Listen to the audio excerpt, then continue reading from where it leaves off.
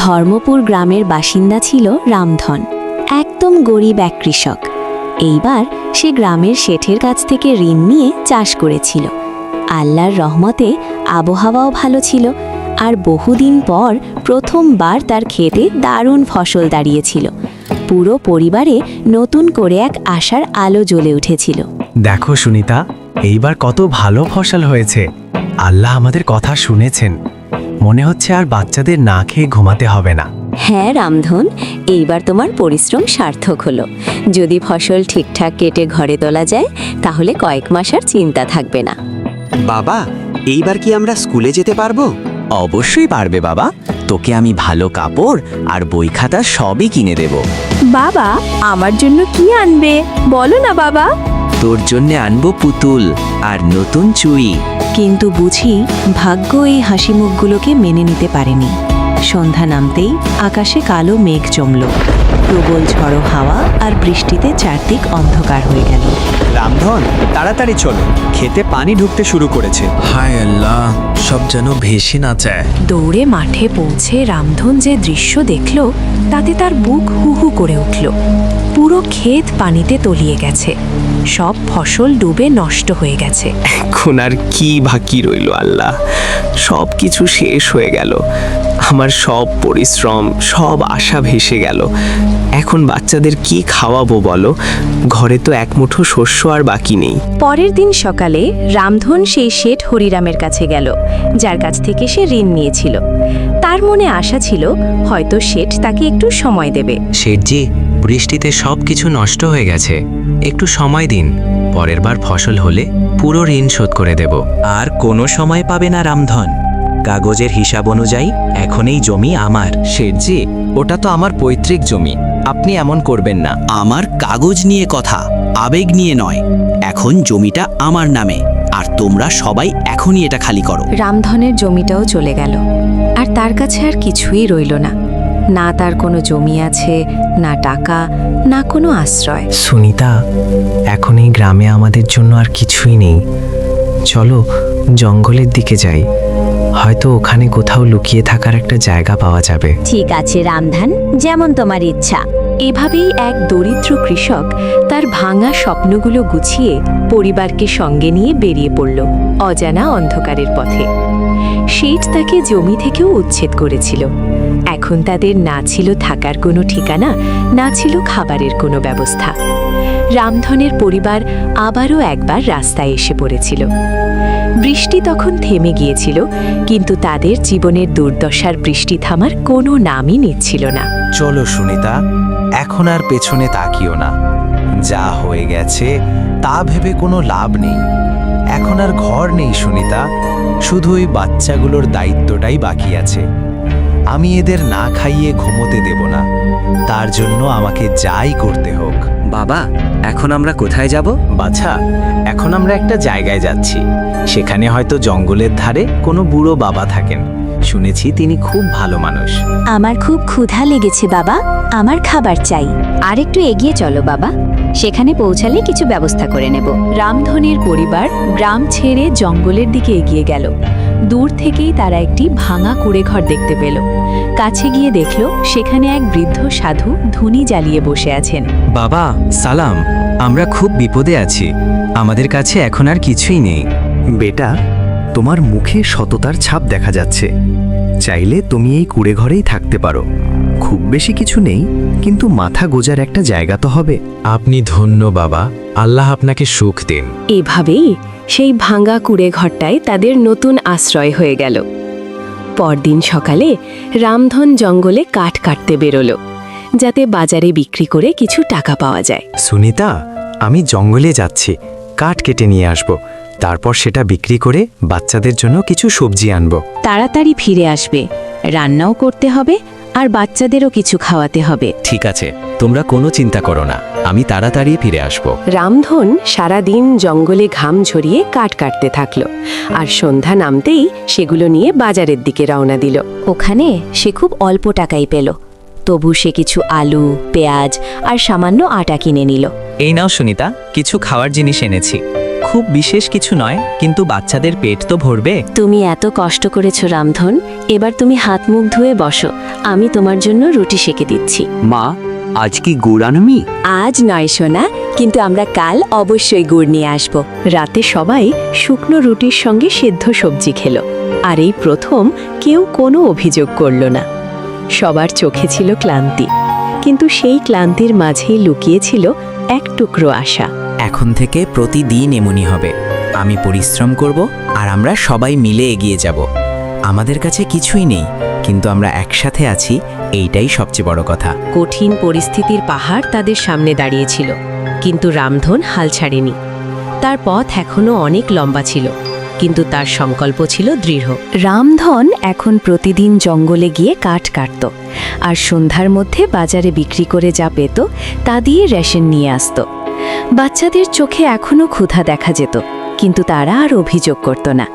পরিবারের জন্য সংগ্রাম করাই এখন তাদের অভ্যাস হয়ে গিয়েছিল। শুনছেন, তাড়াতাড়ি ফিরে আসবেন, কাল অনেক দেরি হয়ে গিয়েছিল, আর বিটিয়া তোমাকে ছাড়াই ঘুমিয়ে পড়েছিল। হ্যাঁ সুনিতা, আমি তাড়াতাড়ি ফিরব। আজ একটু বেশি কাঠ নিয়ে আসব, যাতে কিছুটা বেশি টাকা পাওয়া যায়। বাবা, আজ কি গুঁড়ো আনবে? অবশ্যই বেটা, এবার তোমার জন্য গুঁড়ো আনবো, আর মায়ের জন্য একটা শাড়ির স্বপ্নও নিয়ে আসবো।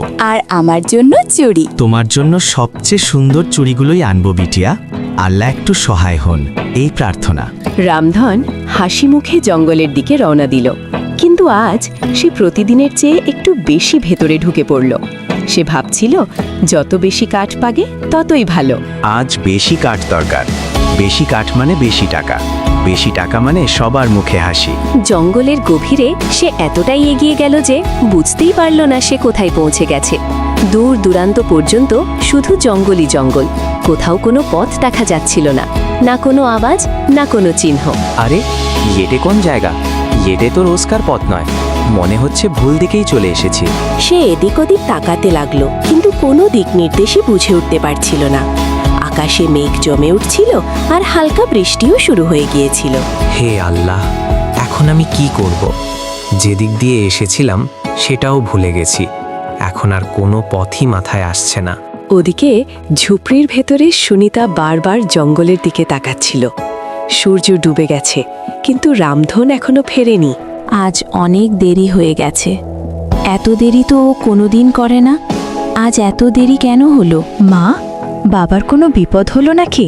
এমন কথা বলিস না মা, ওরা ঠিকই থাকবে, হয়তো আজ একটু বেশি দূরে চলে গেছে। আমার খুব ভয় লাগছে মা। এদিকে রামধন ক্লান্ত হয়ে একটি পাথরের ওপর বসে পড়ল। তার চোখ ভিজে উঠল, কিন্তু তারপর সে নিজেকে সামলে নিয়ে আবার এগিয়ে চলল। ঠিক তখনই সে একটি ছোট্ট আলো দেখতে পেল। ওটা কি? সেখানে কি কোনো ঘর আছে, নাকি কেউ আগুন জ্বালিয়েছে? চল একবার দেখে আসি।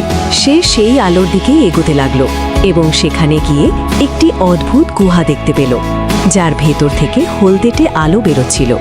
সে একটু ভয় পেল, কিন্তু তবুও গুহার ভেতরে ঢুকে পড়ল। এটা কেমন জায়গা? সবকিছু একেবারে নিস্তব্ধ, কিন্তু এখানে এত আলো কেন?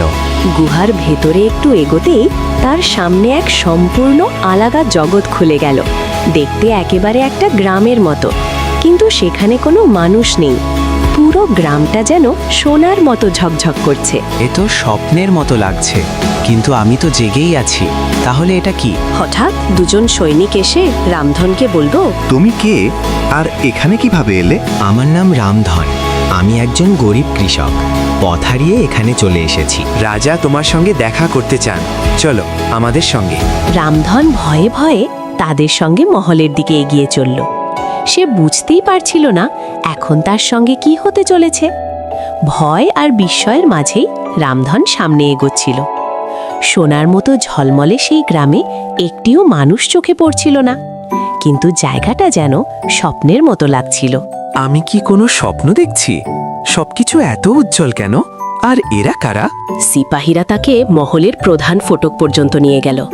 ঠিক তখনই ভেতর থেকে এক গম্ভীর ও শক্ত কণ্ঠস্বর ভেসে এলো, ওকে ভেতরে নিয়ে এসো। রামধন ভেতরে ঢুকতেই দেখল সামনে এক উঁচু সিংহাসনে এক বৃদ্ধ রাজা বসে আছেন। তার মুখে ছিল তেজ, আর চোখে ছিল গভীর করুণা। রাজা বললেন, বলো তো, তুমি কে আর এখানে কিভাবে এলে? মহারাজ, আমার নাম রামধন। আমি একজন গরিব কৃষক। বৃষ্টিতে আমার সব ফসল ভেসে গেছে। মহাজন আমার জমি কেড়ে নিয়েছে। এখন আমি জঙ্গল থেকে কাঠ কেটে এনে আমার সন্তানদের পেট চালাই। আজ পথ হারিয়ে এই গুহাটার সন্ধান পাই। তোমার কথায় সত্যতা আছে রামধন। তোমার সংগ্রাম তোমার চোখেই স্পষ্ট। মহারাজ, আমরা তো শুধু দুমুঠো রুটির জন্যই পরিশ্রম করি। আমাদের মতো গরিবদের কোনো আশ্রয়ই থাকে না। তোমাদের মতো মানুষরাই আসল রাজা রামধন, যারা কোনো অভিযোগ না করে নিজের পরিবারকে বাঁচানোর জন্য লড়াই করে। রাজা পাশে দাঁড়ানো এক সিপাহীকে ইশারা করলেন। সিপাহী একটি ছোট্ট তিজোরি নিয়ে এলো। রাজা বললেন, রামধন, এই নাও কিছু সোনার মুদ্রা। এগুলো নিজের কাছে রাখো, বাড়ি ফিরে যাও। তোমার সন্তানদের জন্য খাবার আর কাপড় কিনো, আর নতুন করে জীবন শুরু করো। মহারাজ, আমি এটা নিতে পারি না। আমরা গরিব কিন্তু পরিশ্রমী। এই পুরস্কারটা সেই পরিশ্রমেরই ফল। তোমার মতো সৎ মানুষকে যদি না দিই তাহলে কাকে দেব? রামধনের চোখে পানি চলে এলো। সে নত হয়ে রাজার পায়ে পড়ল। মহারাজ, আপনি তো যেন আমার জীবনটাই বদলে দিলেন। এখন আর আমার সন্তানদের না খেয়ে থাকতে হবে না। যাও রামধন, তবে মনে রেখো, এই গ্রামটা কেবল তারাই দেখতে পায় যারা সত্যিকারের মন দিয়ে পরিশ্রম করে এবং নিজের স্বার্থের ঊর্ধ্বে উঠে যায়। পরের সকালে রামধন এই মুদ্রাগুলো নিয়ে বাজারে গেল। সেখান থেকে সে অনেক চাল ডাল কিনল, শিশুদের জন্য নতুন জামা কাপড় কিনল, আর সুনিতার জন্য কিনল একটি রঙিন শাড়ি। আজ মনে বড় শান্তি পেলাম সুনিতা। বাচ্চাদের মুখে যে হাসি দেখলাম তাতে সব কষ্ট ভুলে গেলাম। এখন মনে হচ্ছে সত্যিই আমাদের ভাগ্য বদলে গেছে, কিন্তু এই টাকাগুলো দিয়ে ঋণ শোধ করাও জরুরি। সেই দিনই রামধন সোজা গেল শেঠ হরিরামের বাড়িতে। তার হাতে ছিল মুদ্রায় ভরা থলি। শেঠজি, এই নিন আপনার ঋণ। পুরোটা শোধ করে দিচ্ছি। এক একটা মুদ্রা কঠোর পরিশ্রমে অর্জন করেছি। রামধন, এসব কিভাবে হলো? হঠাৎ করে তুই এত ধনী হয়ে গেলি কিভাবে? কোথাও চুরি করিসনি তো? শেঠজি, আমি গরিব হতে পারি কিন্তু চোর নয়। পরিশ্রম করেছি আর ঈশ্বরের কৃপায় এসব পেয়েছি। এই সব গল্প আমাকে শোনাস না। যদি ঋণ শোধ করতেই হতো তাহলে আগে করিসনি কেন? এখন তো শোধ করে দিলাম শেঠজি, আর এখন দয়া করে আমার জমির কাগজগুলো ফিরিয়ে দিন। শেঠের মনে সন্দেহ ছিল, কিন্তু চোখের সামনে সোনার মুদ্রা দেখে সে চুপ করে গেল। জমির কাগজগুলো ফিরে এলো আর রামধন সেখান থেকে চলে গেল। বাবা, এখন কি আমরা আবার সেই জমিতেই কাজ করব? হ্যাঁ বাবা, এখন ওই জমি আমাদের। এখন আমরা সেখানে পরিশ্রম করব। কিন্তু আমার আরেকটা স্বপ্নও আছে। কি স্বপ্ন বাবা? আমি শুধু চাষাবাদেই থেমে থাকবো না। কাঠ বিক্রির একটা ছোট ব্যবসাও শুরু করব। জঙ্গল থেকে কাঠ এনে গ্রামে বিক্রি করব। দুদিনের মধ্যেই রামধন কাঠ বিক্রির জন্য একটা ঠেলা বানিয়ে নিল। এখন সে প্রতিদিন সকালে জঙ্গলে যেত আর সন্ধ্যায় বাজারে কাঠ বিক্রি করে বাড়ি ফিরত। ধীরে ধীরে তার কাছে টাকাও বাড়তে লাগলো, আর গ্রামের লোকজনও তাকে সম্মানের চোখে দেখতে শুরু করলো। দেখো, রামধন এখন বেশ ধনী হয়ে গেছে। মনে হয় তার উপর ভগবানের বিশেষ কৃপা হয়েছে। কিন্তু শেঠ হরিরামের শান্তি হলো না। সে রোজ ভাবতে লাগলো, হঠাৎ করে রামধনের কাছে এত টাকা এলো কোথা থেকে। শেষ পর্যন্ত সে ঠিক করলো, এই রহস্যের সন্ধান না পাওয়া পর্যন্ত সে থামবে না। রামধন, এবার আমি আর চুপ করে থাকবো না। আমাকেও দেখতে হবে এই টাকা কোথা থেকে এলো। নিশ্চয়ই এর পেছনে কোনো রহস্য আছে। একদিন রামধন আবার কাঠ আনতে জঙ্গলে গেল। সে সেই পথেই হাঁটতে লাগলো যেদিক দিয়ে গুহার দিকে যাওয়া যায়, কিন্তু তার পেছন পেছন সেটাও লুকিয়ে লুকিয়ে আসতে লাগলো। আজ আবারও আমি সেই পথ দিয়ে যাব। রাজাজিকে তো ধন্যবাদ জানাতেই হবে। তাহলে এই সেই রাস্তা, তুই এখান দিয়েই গিয়েছিলি। এবার আমি তোকে অনুসরণ করবই। দেখি কি খেলা চলছে। আর একটু এগোলেই গুহাটা থাকার কথা। কিন্তু গুহা কোথায়? কেন কিছুই দেখা যাচ্ছে না? মনে হচ্ছে সবকিছুই কোনো রহস্যের আড়ালে লুকিয়ে আছে। ওই তো আমার গুহা। এই সেই জায়গা যেখানে আমার ভাগ্য বদলে গিয়েছিল। ও, তাহলে তুই এখানেই এসেছিলি।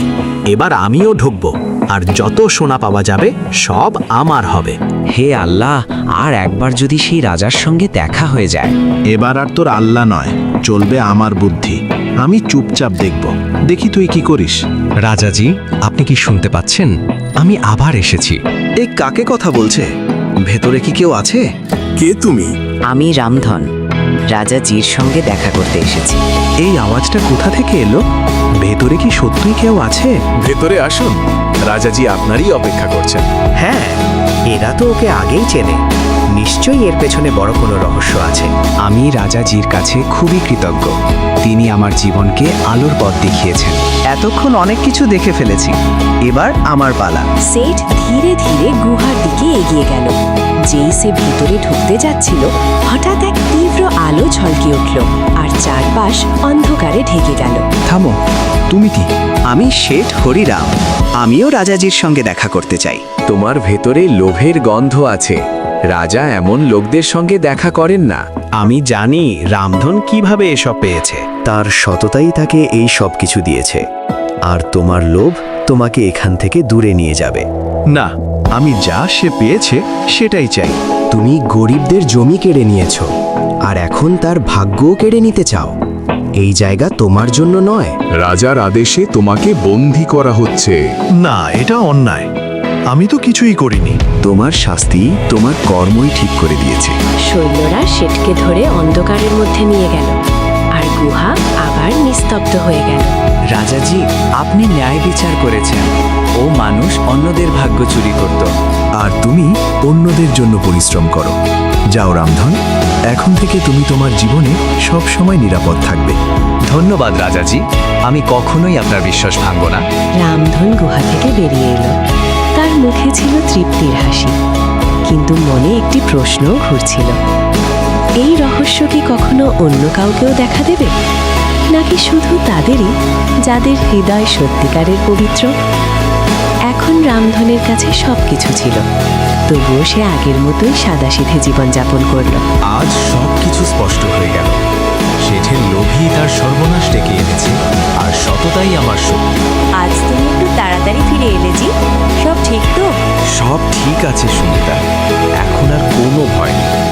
রাজাজি সব দেখেছেন আর ন্যায় বিচারও করেছেন। বাবা, শেঠ এখন কোথায় গেল? যেখানে এমন লোকদের যাওয়া উচিত সেখানেই গেছে বাবা। এখন আপনি কি করার কথা ভাবছেন? এখন গ্রামেই একটা ছোট ব্যবসা শুরু করব। কাঠ আর কয়লার একটা গোডাউন খুলব, আর গ্রামের লোকজনকেও কাজ দেব। পরের দিন থেকেই রামধন একটা ছোট দোকান ভাড়া নিল। জঙ্গল থেকে কিছু কাঠ এনে সেখানে বিক্রি শুরু করলো। লোকজন ভালো মাল পেতে লাগলো, আর রামধনও তার পরিশ্রমের সম্মান পেতে শুরু করলো। রামধন ভাই, তোমার মাল তো খুব ভালো। এখন আর আমাদের বাইরে যেতে হয় না। দামও ঠিকঠাক রাখো, মন দিয়ে ব্যবসা করো। আমরা তো সবারই ভাই। যখন আমরা না খেয়েছিলাম তখনও গ্রাম আমাদের পাশে ছিল। এখন আমরা যদি সামান্য কিছু করতে পারি, তাতেই আমাদের সার্থকতা। এখন গ্রামে সবাই রামধনকে সম্মানের চোখে দেখতে লাগলো। যে একসময় সবার নিচে ছিল, আজ সে সবার উপরে বসে, তবুও মাটির সঙ্গেই যুক্ত রইল। তুমি সত্যিই সবকিছু সামলে নিয়েছো রামধন। আমি তোমার জন্য খুব খুশি। না সুনিতা, ভগবান আমাদের ওপর ভরসা রেখেছিলেন, আর আমরা সেই ভরসার মান রেখেছি। বাইরে কেউ আছে নাকি? দেখি এই সময় কে আসতে পারে। রামধনজি, আপনি কি? জি, কে ভাই? আমি রাজাজির দূত। তিনি আপনার জন্য একটি বার্তা পাঠিয়েছেন। রাজাজির বার্তা আমার জন্যে? হ্যাঁ, তিনি আপনাকে ডেকেছেন। আপনার সঙ্গে তার কিছু বিশেষ কথা আছে। কেন ডাকা হয়েছে? কি ব্যাপার হয়েছে? সব ঠিক তো? আমাকে শুধু এটাই বলা হয়েছে, রামধনকে এখনই নিয়ে আসতে হবে। ঠিক আছে, আমি সকালে রওনা দেব। না, আপনাকে এখনই যেতে হবে। আমি সঙ্গে আছি, পথ নিরাপদ। ঠিক আছে, বাচ্চাদের খেয়াল রেখো সুনিতা। রামধন কোনো প্রশ্ন না করেই দূতের সঙ্গে রওনা হলো। রাতের অন্ধকারে তার চলার গতি ধীর ছিল, কিন্তু মনে ছিল অটুট বিশ্বাস। রাজাজি অপেক্ষা করছেন, ভেতরে আসুন। রাতে ডেকেছেন মানে নিশ্চয়ই কোনো জরুরি কথা আছে। এসো রামধন, বসো। সালাম মহারাজ, আপনি আমাকে স্মরণ করেছেন? রামধন, আমি অনেক দিন ধরেই তোমাকে লক্ষ্য করছি। তুমি যেভাবে নিজের জীবনকে আবার দাঁড় করিয়েছ, তা সত্যিই অনুপ্রেরণাদায়ক। মহারাজ, যেদিন আপনি আমাকে সাহায্য করেছিলেন সেদিনই আমার ভাগ্য বদলে গিয়েছিল। আমার আর বেশি বয়স বাকি নেই, আর আমাদের কোনো উত্তরাধিকারীও নেই। আমরা চাই তুমি আমাদের উত্তরাধিকারী হও। আমি রাজসিংহাসনে বসবো? এটা কিভাবে সম্ভব? আমরা তোমার আচরণ, সততা আর পরিশ্রম ভালোভাবে পরীক্ষা করেছি, আর এই গুণগুলি একজন সত্যিকারের রাজার মধ্যে থাকা উচিত। মহারাজ, আমাকে ভাবার জন্য একটু সময় দেন। তোমাকে কাল সকাল পর্যন্ত সময় দেওয়া হলো, ভেবেচিন্তে সিদ্ধান্ত নেবে। রামধন মহল থেকে বেরিয়ে এলো। তার মনে প্রশ্নের ঢেউ উঠছিল, কিন্তু তার সঙ্গে সঙ্গে জন্ম নিচ্ছিল এক নতুন আশাও। রামধন, কি সিদ্ধান্ত নিলে তুমি? মহারাজ, আমি সারা রাত ভেবেছি এই সিংহাসন শুধু সম্মানের নয়, এটা এক বিশাল দায়িত্ব। আমি কোনোদিন স্বপ্নেও ভাবিনি এমন কিছু হবে, কিন্তু আপনি যদি আমাকে যোগ্য মনে করেন তাহলে আমি এই দায়িত্ব গ্রহণ করছি। তোমার এই উত্তরই প্রমাণ করে তুমি এর জন্য সম্পূর্ণ যোগ্য। আমি কথা দিচ্ছি, আমি সবসময় গরিবদের পাশে দাঁড়াবো, কারো সঙ্গে কোনো অন্যায় হতে দেব না। রামধন, এটা কি সত্যিই কোনো স্বপ্ন? না সুনিতা, এটা ভগবানের ইচ্ছা। এখন আমরা আর না খেয়ে ঘুমাবো না, বরং অন্যদের ক্ষুধা দূর করার দায়িত্ব নেব। এখন আমি রাজার ছেলে। না বাবা, তুমি জনগণের সেবকের ছেলে। আমরা রাজা হয়ে নয়, সেবক হয়ে বাঁচব। ধর্মপুর গ্রামের সেই গরিব কৃষক যে একদিন বৃষ্টিতে সব কিছু হারিয়েছিল, আজ নিজের সংগ্রামের জোরে রাজপ্রাসাদ পর্যন্ত পৌঁছেছে। যে রাজা নিজে কাঠ কেটে সন্তানদের মানুষ করেছে, সেই রাজাই সত্যিকালের জনগণের রাজা। রামধন না তো ধন সম্পদকে অহংকার হতে দিয়েছে, না গরিবীকে লজ্জা বানিয়েছে। সে প্রতিটি পরিস্থিতিকে গ্রহণ করেছে আর পরিশ্রম দিয়েই নিজের ভাগ্য লিখে নিয়েছে।